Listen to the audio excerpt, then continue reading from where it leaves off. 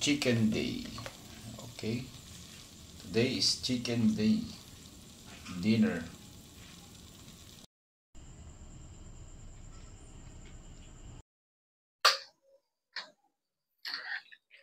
Okay, weight check tayo sa Sunday night.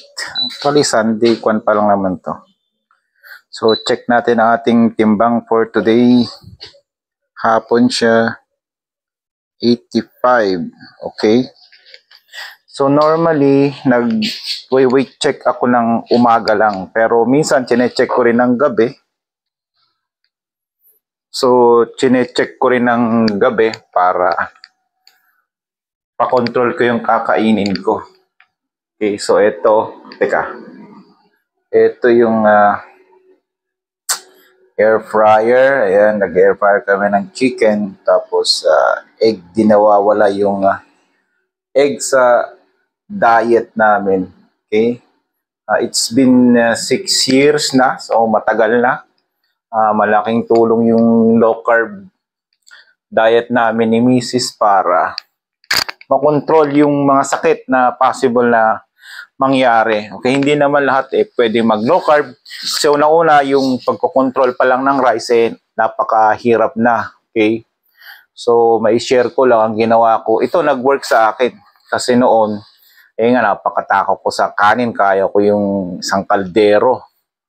Kasi nga ang principle ko hanggat syempre, enjoyin yung masarap kumain, lalo pagka yung ulam may masarap na masarap, kain lang ng kain ng kanin. Kaya nga lang yun nga, sumasakit yung batok ko, saka yung likod. Bata pa yung mga anak namin, so paano namin sila mapagtatapos kung mamamatay kami ng maaga? So yun ang naging motivation ko. So imbis na kanin, puro tinapay, napakaraming tinapay yung kinakain ko para lang makontrol yung crave sa kanin. Then ayun, from there on, dinandaan ko rin binaba yung pagkain ng